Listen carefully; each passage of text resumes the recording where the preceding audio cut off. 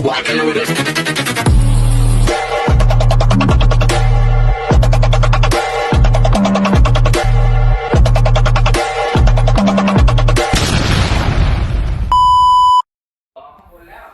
Hi everyone! Good morning! So nandito nga tayo ngayon sa bakasyon. So gusto ko ipakita sa inyo guys yung aming napakagandang room. Di ba? Ang bongga. So lakad tayo sa labas.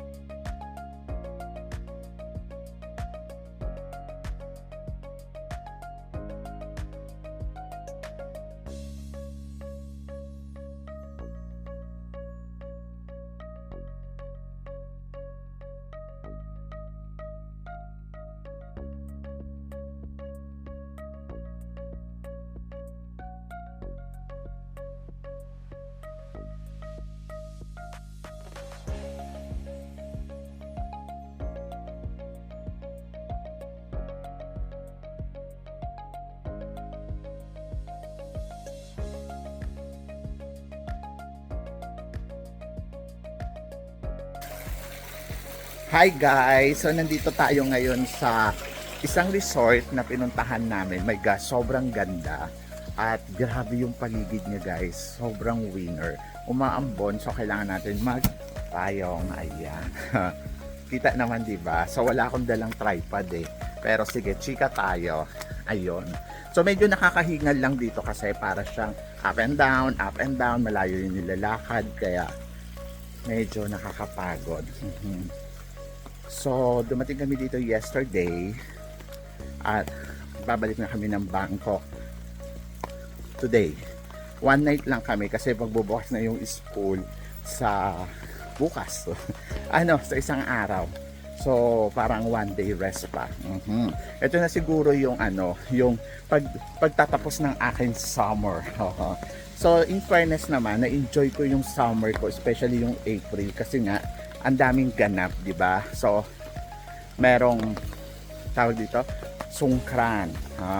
Isa yun sa mga talagang highlights ko. And then, nung last month, pumunta kami ng Wahin. Ang bongga din. Tapos may pinuntahan pa kami. So, parang this year, ang dami ko napuntahan na probinsya. So, nagpunta din ako ng Korat. Kasi umaten ako ng kasal. Sobrang ansaya lang. Anyway, so kung gusto ko ipakita sa inyo yung lugar na to. Napakaganda guys. Sobrang ang tahimik, ang ganda ng paligid. Gusto ko pa naman to, yung maraming puno. Isa siya talaga sa mga gusto ko. Gusto ko yung paligid ko, maraming puno, maraming damo. Ayun.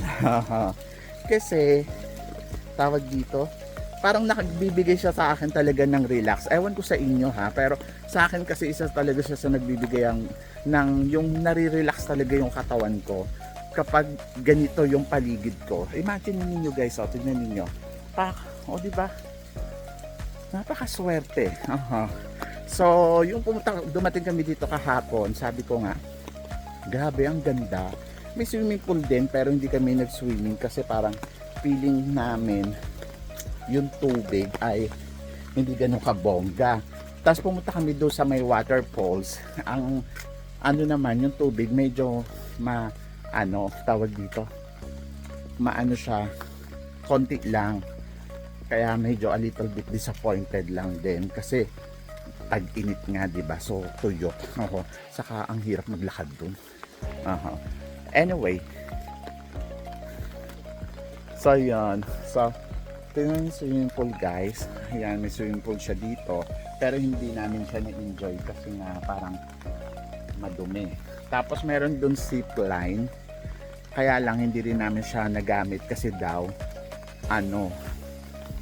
dangerous. Ang ganon. So yun.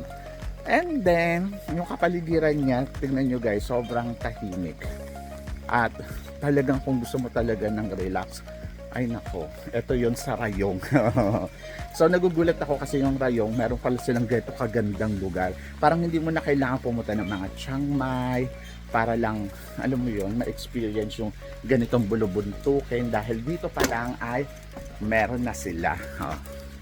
Oh, di ba? Hindi ko alam kung ano yung ilog. Oh, ayan, ayan. Oh, ayan. Yun, ganito. So ngayon pupunta tayo doon sa bridge. Sayang nga umuulan eh. Sayang kahapon mainit. Sobrang winner. Pero kasi sabi ng co-teacher ko, i-vlog muna. So yun. Ang ganda kasi. Saka, alam mo yun, konti lang yung tao, hindi siya ano. Eh kasi medyo malayo. Pero sabi ko nga, kaysa naman pumunta ka pa sa Chiang Mai, at least dito okay na. Yung Chiang Mai malayo eh. So parang dito pa lang may experience mo na yan. And then, isa sa mga gusto ko lang ikwento sa inyo, alam nyo guys, sa totoo lang, ang hilig kasi natin mag-complain sa buhay, no? Kung tutuusin, parang puro tayo reklamo, keso ang hirap ng buhay, tapos parang lagi na lang ganon, yung ganon. Pero sa totoo lang, guys, ikaw din lang naman ang gagawa ng sarili mong kwento eh. Para maging maganda, maging makulay yung buhay mo. Sa totoo lang, ikaw lang yung gagawa ng kwento nun. Depende na lang sa'yo yung kung paano mo siya pagagandahin.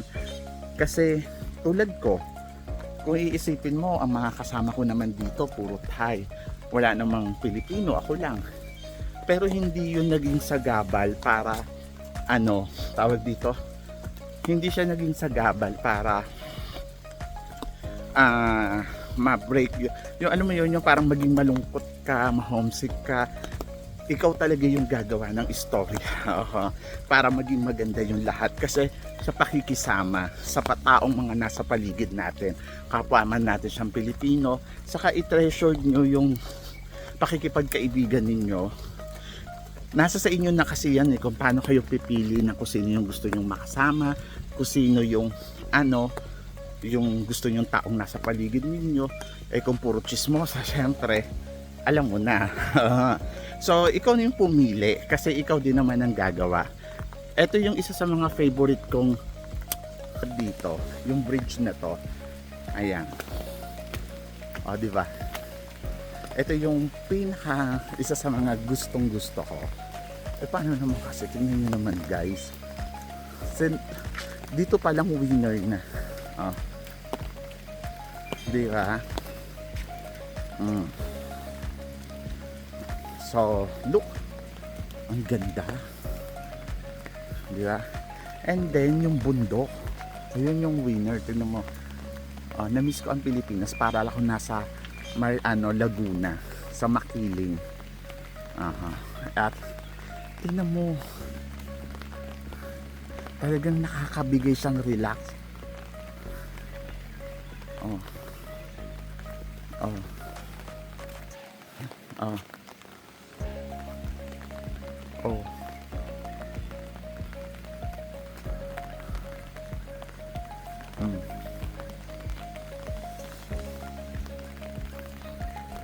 Diba? So, yun. So, naglalakad tayo dito sa bridge. Napakaswerte ko kasi nakalakad ako dito. Diba? So, yun lang. Siguro sa atin kasi sa Pilipinas, wala tayong ginawa kundi magtrabaho. Pero kasi, I think kailangan nyo rin bigyan ng time yung sarili ninyo. At least, siguro, in 6 months, 2 beses, mag-travel kayo. Maraming magagandang lugar sa Pilipinas na pwede nyo rin ma-enjoy, na mas makakamura lang kayo, yung hindi nyo kailangan gumastos ng mahal, hindi nyo kailangan pumunta ng Thailand or kung saan pa mang bansa para lang masabi ninyo, grabe, ang ganda pala ng buhay. No. Diyan pa lang sa Pilipinas, madami na. Nung isang buwan, nagpunta ako dun sa dagat at nag-swimming nga kami. So, nag-diving kami doon. Doon ko na-appreciate yung ilalim ng dagat na sobrang ganda talaga. And then, sa Pilipinas, marami din ganyan. Madami din yung bongga na lugar, di ba? Na talagang sasabihin mo, wow, ang ganda.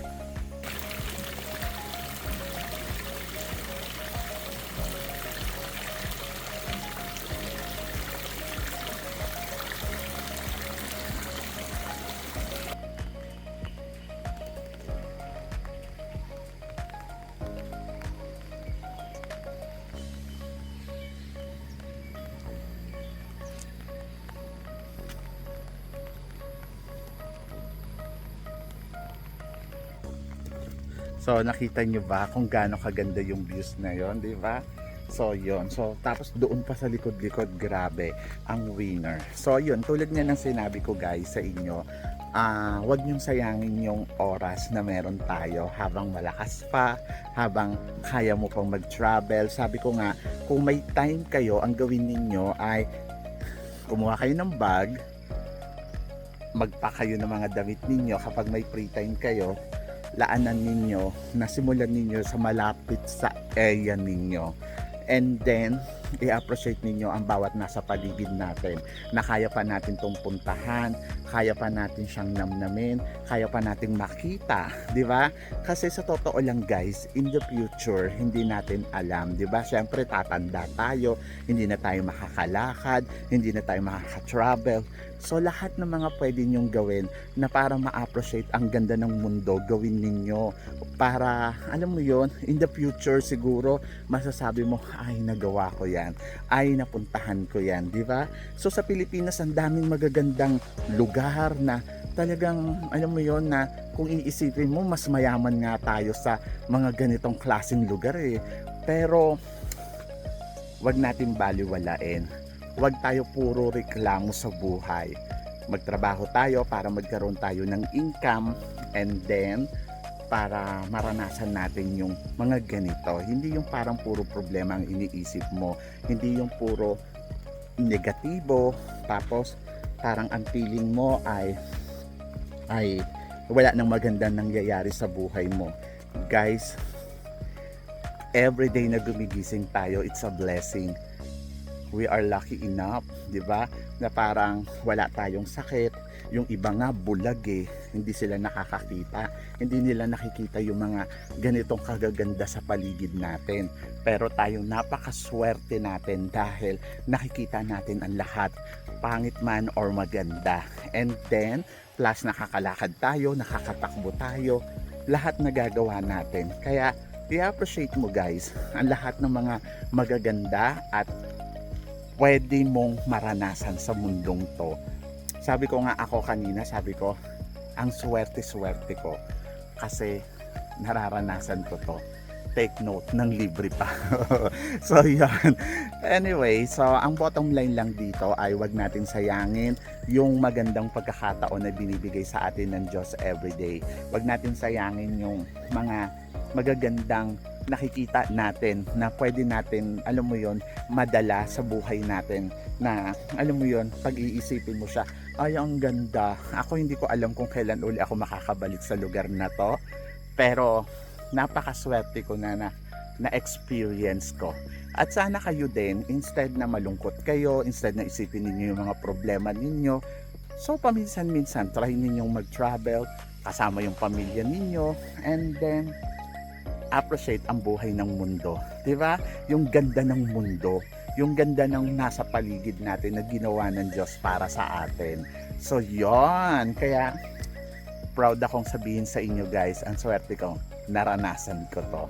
At sana kayo din ma-appreciate ninyo yung mga bagay-bagay na meron sa paligid ninyo, at alam mo yon, ma-enjoy ninyo kasi minsan lang yan, at hindi natin alam kung hanggang kailan tayo malakas, di ba? Kaya nga ako habang sige lang, go. Marami din akong pinagsisisihan ng mga bagay na ay sana naging malakas ako sa ganito, sana tinuruan ko yung katawan ko ng ganito para mas strong ako. So yon, pero hindi pa naman huli yung lahat.